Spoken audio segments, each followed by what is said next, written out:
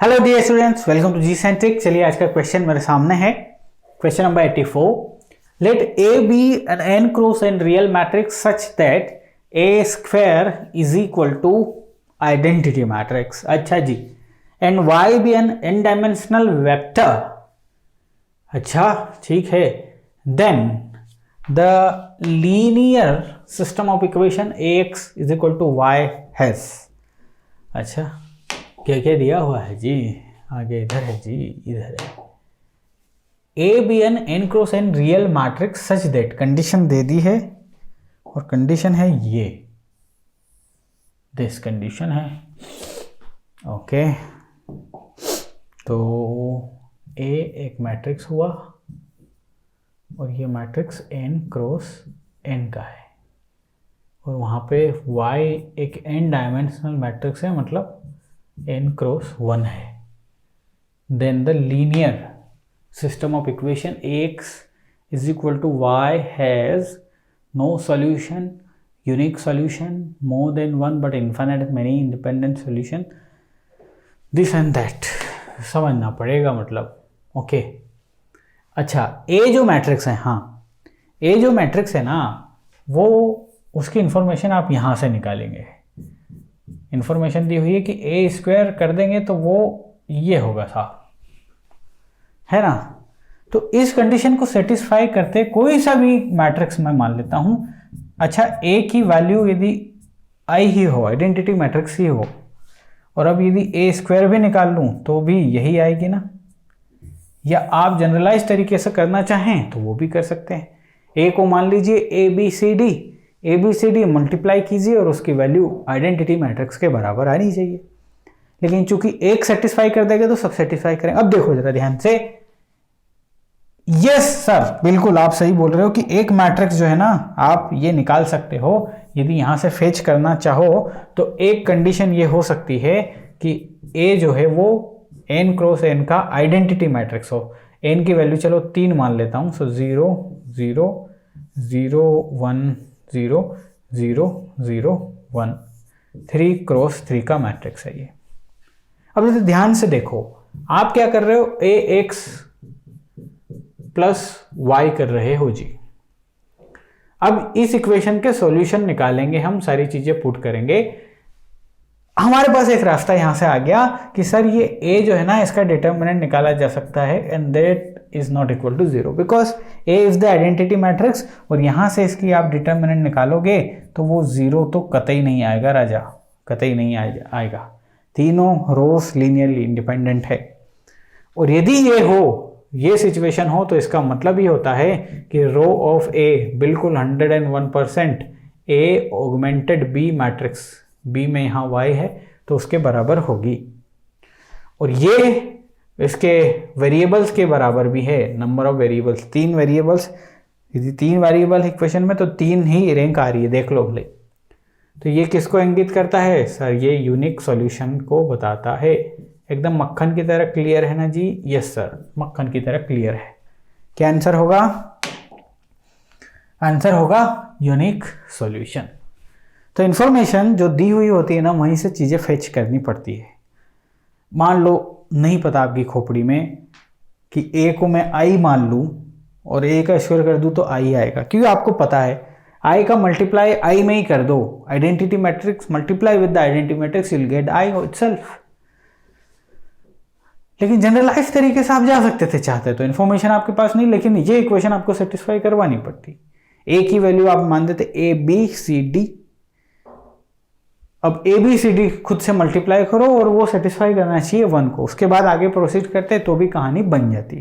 खैर दिमाग लगाने की बात है, पता नहीं आपने कैसे लगाया वो, मेरी जो मैंने समझाया वो आपको समझ में आया नहीं, वो मैटर करता है। आगे देखते हैं question number 85। Q1, Q2, Q3, Qm are n dimensional vectors. अच्छा जी, ये वेक्टर्स हैं भाई साहब, इंडिविजुअल वेक्टर्स हैं ये। समझो बात को, क्या लिखा गया है, मतलब Q1 एक वेक्टर होगा, Q2 एक वेक्टर होगा, ऐसे Qm m वेक्टर्स दिए हैं और सभी n डायमेंशनल वेक्टर्स हैं। मतलब यदि Q1 लिखा होगा Q1, तो Q1 में जो भी एलिमेंट्स होंगे वो n क्रॉस 1, यानी कि यहाँ से चालू होंगे, सपोज ले लीजिए a1 और वो अप टू an तक जाएंगे। ये इन डायमेंशनल वेक्टर कहलाया कौन, q1। सिमिलरली q2 q3 सब सारे, q2 यदि आप लोग लोगे तो वो भी n डायमेंशनल वेक्टर है, वैल्यू कुछ भी मान लो b1 b2 bn, ये भी एक n डायमेंशनल वेक्टर हुआ। सिमिलरली अप टू qm जो भी आपको मानना है मान लीजिए, ये n क्रॉस 1 वेक्टर हुआ, n डायमेंशनल वेक्टर है। तो आपको पता ही है कि वो कॉलम वेक्टर होगा या रो वेक्टर होगा। चूंकि कॉलम में लिख रहे हैं, n डायमेंशन का मतलब n रोस है उसमें, और 1 क्यों लिखा, because of the column vector. और कंडीशन क्या दे दी, vector with m is greater than n, sorry m is lesser than n, m ये है कंडीशन। m मतलब क्या, कि टोटल नंबर ऑफ वेक्टर्स जो हैं वो कम है और n की वैल्यू ज्यादा है। मतलब सपोज फॉर एग्जांपल 4 यदि वेक्टर हैं आपके पास और इनका जो डायमेंशन है वो 5 हुआ या 6 हुआ या 7 हुआ, लेकिन डायमेंशंस ये इसका डायमेंशन बड़ा है, इसमें नंबर ऑफ रोज वो बड़ी है, वेक्टर कम है। फिर आगे, this set of vectors is linearly dependent. अच्छा, this set of vectors is linearly dependent, ये इनका सेट ऑफ वेक्टर्स बनाना है अब आपको। तो सेट ऑफ वेक्टर्स आपको पता ही है कैसे बनाते हैं जी सर। बिल्कुल सेट ऑफ वेक्टर्स बनाया जा सकता है, q1 q2 qm, इनको इकट्ठा एक साथ मैट्रिक्स में लिखा जा सकता है, ये सेट ऑफ वेक्टर्स कहलाया। पता है ना आपको ये सब? यस सर, एकदम मक्खन की तरह क्लियर है। This is nothing but set of vectors. यदि सारी वैल्यू जमाएंगे तो कैसे आ जाएगी, यहाँ पे लिखेंगे a1 a2 an b1 b2 bn like this. आगे प्रोसीड ही कर देता हूँ ताकि एकदम क्रिस्टल क्लियर आपको रहे। यहाँ पे आ जाएगा ये a1 a2 कहाँ तक जाएगा जी, an तक। सिमिलरली यहाँ पे ये जाएगा c, यदि मान लिया तो c1, और ये जाएगा आपका cn, और डायमेंशन आप देखोगे तो क्या हो जाएगा, n cross m, n dimension है और m ऐसे आपके वेक्टर्स, n क्रॉस m। अब यहाँ मैं आगे पढ़ रहा हूँ, this set of vectors is linearly dependent. Linearly dependent मतलब जब रैंक आप फाइंड करने जाओगे ना, रैंक, तो वो किससे कम आएगी बेटा, n से कम आएगी, n से। अच्छा, लेकिन एक कंडीशन ऑलरेडी दे दी उसने, कौन सी, ये वाली, कि m जो है ना वो n से ऑलरेडी छोटा है, m से छोटा है, n बड़ा है m छोटा है। तो आपने क्या देखी कि रैंक किससे छोटी होगी, जो इन दोनों में से छोटा है उससे छोटी होगी। मतलब रैंक कायदे से ये वाली कंडीशन ज्यादा सटीक इसके लिए है बजाय इस कंडीशन के। देखा था ना कि यदि यहाँ पे डायमेंशन लिखा हुआ, ये सब पढ़ा है अपन ने क्या, यदि यहाँ पे डायमेंशन लिखा हुआ 6 गुना 3, तो इसकी रैंक या तो 3 होगी या उससे कम होगी भाई। हाँ, या तो 3 होगी या उससे कम होगी, ठीक। लेकिन 6 5 4 हो ही नहीं सकती, ये पढ़ा हुआ है हमने। हाँ जी, अब आगे बढ़े। क्वेश्चन क्या बोल रहा है, Q is the matrix with, Q is the matrix, एक अलग से एक मैट्रिक्स बनाया with Q1 Q2 Q3 Qm as the columns, the rank of Q is, यही तो Q है, यही मैट्रिक्स तो Q है, इसकी रैंक पूछी है। the rank of Q is less than n, less than n, equal to m, equal to m होगी क्या, नहीं, इक्वल टू और लेस देन m है वो, ठीक। बिटवीन n m n और n है क्या, m और n के बीच में हो सकती है क्या, क्या इसकी रैंक 3 और 6 के बीच में हो सकती है, नहीं, ये भी गलत बात है। क्या इसकी रैंक 6 हो सकती है, नहीं, तो स्टेटमेंट ये सही है, लेसर देन n, यस, क्योंकि जो m से छोटा है और m खुद n से छोटा है, तो ये कंडीशन बिल्कुल सही सटीक यहां से आ रही है। कितना घुमा के उसने लिखा कि इसकी रैंक जो होगी वो n से छोटी होगी, हाँ बिल्कुल n से छोटी होगी साहब, तो लेस देन n है ना। और यहीं पे ऑप्शन रहता है कि लेस देन m, तो लेस देन m तो ऑलरेडी आपने कर ही लिया था, equal to less than m है ना। लेस देन एन की बजाय यदि इक्वल टू एन होता तो that is not the correct statement. समझ गए ना भावनाओं को? आगे बढ़ते हैं। चलिए साहब, question number 86। Let A B 3x3 matrix with rank 2 दे दिया है, then AX is equal to 0 has. ये एक होमोजेनियस इक्वेशन हो गई। बिल्कुल सर, होमोजेनियस इक्वेशन।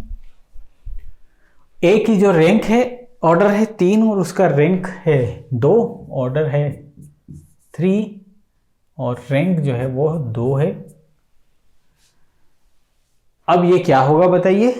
अरे बड़ा आराम से सर, इसकी रैंक 2 है मतलब इसका डिटर्मिनेंट जो निकाला होगा वो इक्वल टू 0 है साहब। तो ये तो मैनी सॉल्यूशन वाली बात हो गई। Many solution, only the trivial solution? No, this is not कहानी। नॉन ट्रिवियल सॉल्यूशन हो गए, क्योंकि ट्रिवियल सॉल्यूशन कब होते? जब इसकी रैंक 3 होती। इसकी रैंक यदि 3 होती तो इस केस में सॉल्यूशन होते ट्रिवियल सॉल्यूशन। ट्रिवियल सॉल्यूशन, और एकमात्र वो सॉल्यूशन होता है जिसमें सारी वैल्यू 0 आती हैं। यदि अननोन ये हो तो सारे 0 होंगे, उन्हें हम ट्रिवियल सॉल्यूशन बोलेंगे। लेकिन कंडीशन तो ये है। So if this is the condition, तो इसका मतलब ये है कि नॉन ट्रिवियल सॉल्यूशन है साहब। नॉन ट्रिवियल सॉल्यूशन, इसे ही बोलते हैं non zero solution. Non zero इसलिए बिकॉज यहाँ इसको जीरो बोलते हैं जी। समझ रहे हो? हाँ। तो अब हम इसमें देखते हैं जरा क्या। 1 independent solution, 2 independent solution, 3 independent. अच्छा, ये सॉल्यूशन की बात आ रही है मतलब। तो हमने देखा था यदि होमोजीनियस इक्वेशन है और इसके लीनियरली इंडिपेंडेंट सॉल्यूशन की बात हो रही हो तो वो n-r करना है ना? यही सीखा था ना हमने, linearly independent solution for the homogeneous equation. ये है वैल्यू 3, ये वैल्यू उसने 2 दे दी, तो ओनली वन इंडिपेंडेंट सॉल्यूशन होगा। ये ऑलरेडी हम चर्चा कर चुके हैं। Did you get my point? बिल्कुल कर चुके हैं सर। आगे बढ़ते हैं। क्वेश्चन है कि A is a 3x4 matrix and AX is equal to B is an inconsistent system of equations. The highest possible rank of A is. इतना इजी क्वेश्चन पूछे गए हैं? जी हाँ, पूछे गए हैं। क्या है क्वेश्चन? कि एक मैट्रिक्स है साहब और ये 3x4 का है। सो ये मैंने लिख लिया 3x4 एंड AX B यदि हम कर रहे हैं AX is equal to B, तो ये इनकंसिस्टेंट है। इनकंसिस्टेंट का मतलब ये हुआ कि rank of A is not equal to rank of A augmented B। ये कंडीशन ऑलरेडी दे रखी है। मैं कंडीशन के अकॉर्डिंग आगे बढ़ रहा हूं। The highest possible rank of A is, okay, तो ये रहा A। अब देखो A की यदि जनरलाइज तरीके से रैंक देखोगे तो वो ये हो सकती है साहब। रैंक ऑफ A क्या हो सकती है? या तो 3 या उससे कम। अच्छा, यदि इसकी रैंक 3 दी हो, इसकी रैंक 3 हो जाती, किसकी? A की। इफ रैंक इज 3 मान लेते हैं हम। रैंक यदि 3 मान लिया आपने तो 3 रोज हैं, 3 नॉन जीरो रोज हैं, तो इनकंसिस्टेंसी आएगी ही नहीं इस केस में। तो क्या आएगा आपका इस केस में? तो ये आएगा जी, एकदम खुल के आएगा। ठीक है, तो ये खुल के हमें चाहिए ही नहीं, क्योंकि हमें इसे इनकंसिस्टेंट बनाना है। अब दूसरा पायदान है कि रैंक ऑफ A इज 2। यदि रैंक ऑफ A 2 हो जाती है, रैंक ऑफ A 2 हो जाएगी, तो इनइक्वालिटीज आ सकती है कि rank of A is not equal to rank of A augmented B, क्योंकि अब B की वैल्यू डिसाइड कर लेगी कि ये वाला पार्ट 0 ना हो, ऑगमेंटेड वाला। समझ रहे हो ना मैं क्या कहना चाह रहा हूँ? और जैसे ही ये आएगा सो इनकंसिस्टेंसी हो जाएगी, तो maximum possible rank of A वो 2 हो सकती है। यदि आप ये चाहते हैं तो 3 मत करवा दीजिएगा।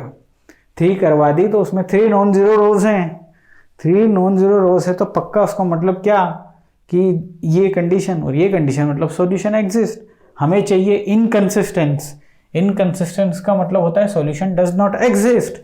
सॉल्यूशन डज नॉट एग्जिस्ट कब होता है, जब ये हो, और ये कब होगा, जब रैंक 2 हो, मैक्सिमम पॉसिबल। सर ये तो रैंक इज इक्वल टू 1 पे भी हो जाएगा, हाँ बिल्कुल होगा, rank of A is equal to 1 होगा, उस केस में भी ये कंडीशन फुलफिल होगी। लेकिन ध्यान क्या रखना है कि हमसे क्या पूछा गया है, सर हमसे पूछा गया है हाईएस्ट पॉसिबल रैंक।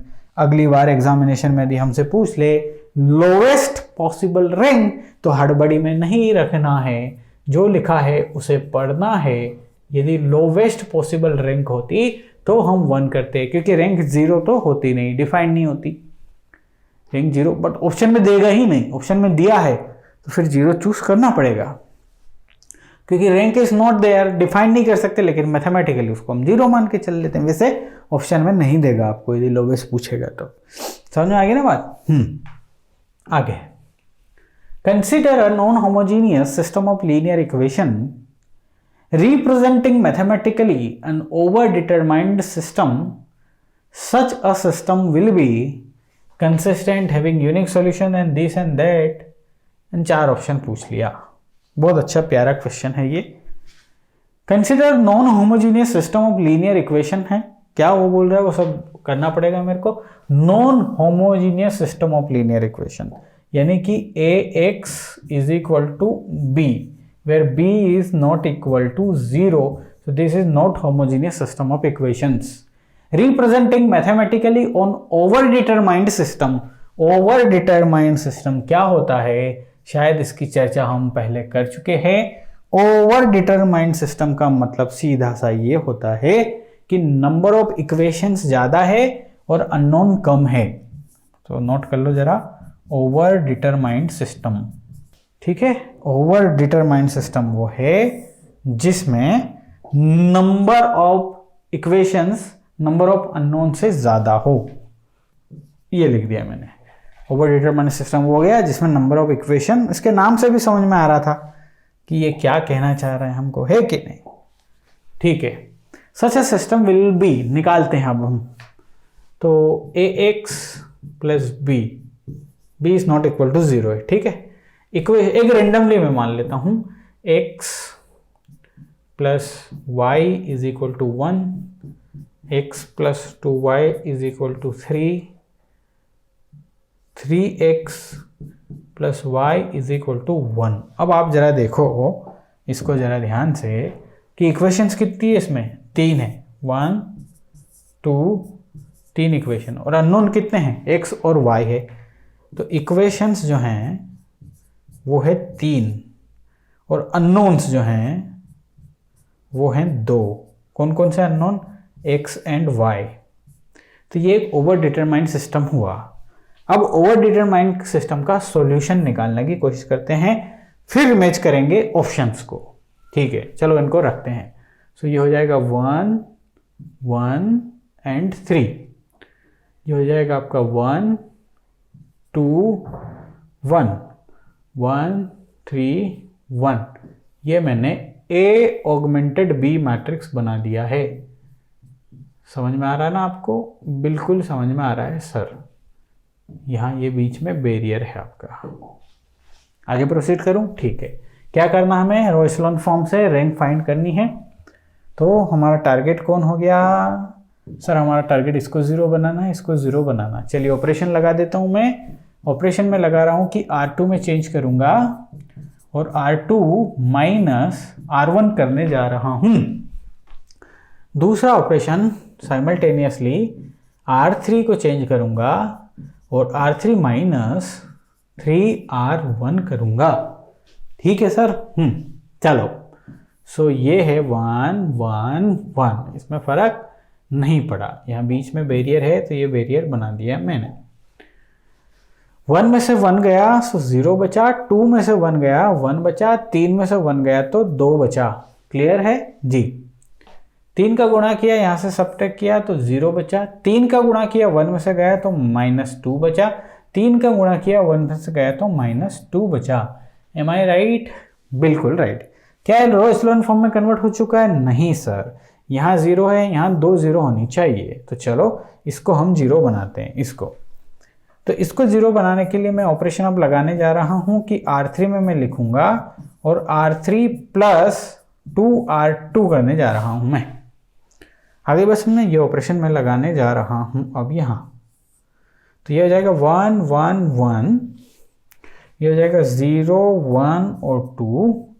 यहाँ इन दोनों को जोड़ा तो 0, इन दोनों इसमें 2 का गुणा किया और इसमें जोड़ा तो ये 0, इसमें 2 का गुणा किया और इसमें जोड़ा तो ये 2 बचेगा। बस ये रो एचेलॉन फॉर्म आ चुका है। क्या सच में? हाँ बिल्कुल। यहाँ 1 0, यहाँ 2 0, बस यही रुकना था। रो एचेलॉन फॉर्म आने के बाद जरा ध्यान से देखो कि rank of A is what. इसको भूल जाइए, है ना, ये डिवाइडर से पहले ये 2 है।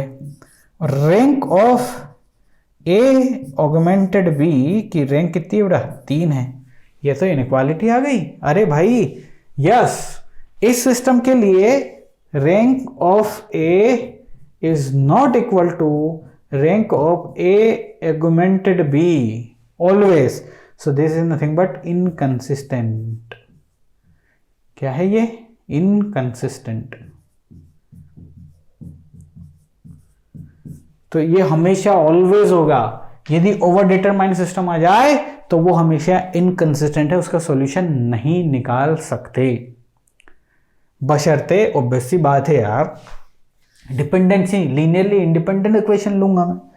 अब मैं 3 इक्वेशन ले रहा हूं और एक इक्वेशन इस पर डिपेंड कर रही है, तो मैं सिर्फ दिखाने के लिए 3 इक्वेशन है, वो अंदर ही अंदर सिर्फ 2 इक्वेशन है। अरे एक इक्वेशन मान लो, मैं ऐसी मान लूँ ये एक इक्वेशन है और तीसरी इक्वेशन में ये मान लेता 2x plus 2y is equal to 2, तो ये तो कोई थर्ड इक्वेशन नहीं होती भाई, ये तो इसकी जस्ट डबल इक्वेशन, मतलब इस पर डिपेंड कर रही है। तो ये लीनियरली डिपेंडेंट इक्वेशन नहीं होना। आप इक्वेशंस ले रहे हैं तो प्योरली इंडिपेंडेंट इक्वेशन लीजिए, ऑब्वियस सी बात है। तभी मैं बोलूंगा ना कि 3 इक्वेशन दी है, 3 इक्वेशन दिख रही है और कायदे से 2 दी है तो उसका तो कोई मतलब नहीं है ना फिर। तो यदि हमारी लीनियरली इंडिपेंडेंट इक्वेशंस हैं, जो कि होगी भी, तो हमारा इनकंसिस्टेंट सॉल्यूशन, नो सॉल्यूशन होगा ये। तो consistent having a unique solution संभव नहीं है, कंसिस्टेंट हैविंग मेनी सॉल्यूशन संभव नहीं है, इनकंसिस्टेंट हैविंग यूनिक सॉल्यूशन संभव नहीं है, इनकंसिस्टेंट हैविंग नो सॉल्यूशन। कहीं इसका गलत एक्सप्लेनेशन हो तो उसको डिलीट कर दीजिएगा, जो हमने दिया है वो करेक्ट एक्सप्लेनेशन है। आप चाहें तो कितना भी इसको ट्राई कर सकते हैं खुद से, है ना। पहला ऑप्शन दूसरा ऑप्शन संभव नहीं है। हाँ, संभव कब है? जब linearly dependent set of equation मानेंगे। और यदि सेट ऑफ इक्वेशन मानेंगे तो लीनियरली डिपेंडेंट क्यों मानेंगे भाई? किसने बोला?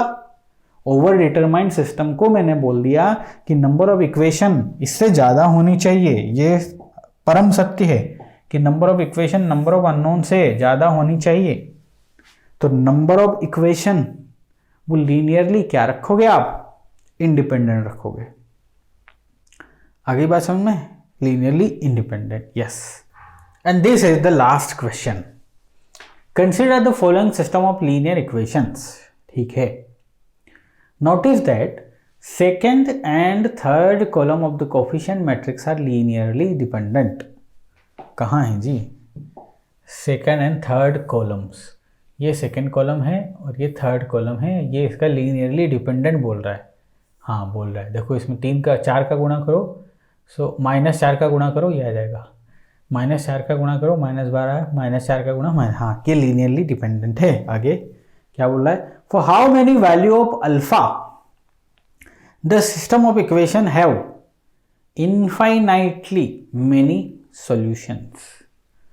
अब यहां से एक इंफॉर्मेशन है, देखो आप जरा ध्यान से देखो कि इसमें सेकेंड और थर्ड एक दूसरे में क्या है? ये लीनियरली डिपेंडेंट है कि नहीं?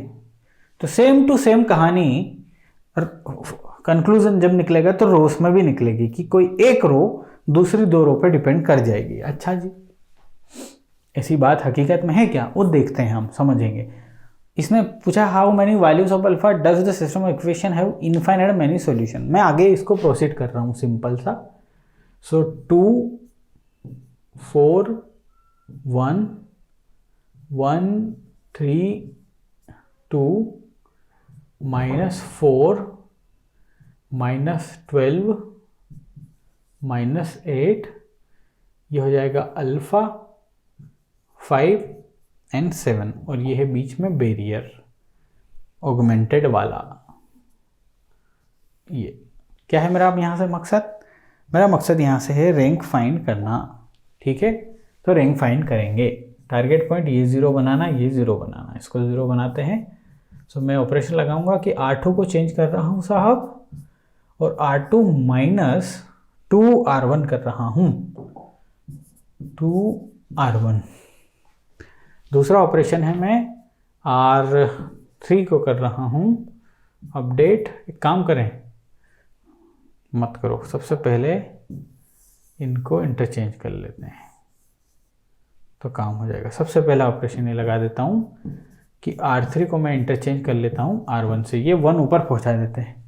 कैलकुलेशंस हमारी आसान रहेंगी, बस इसीलिए ये मैं कर रहा हूँ।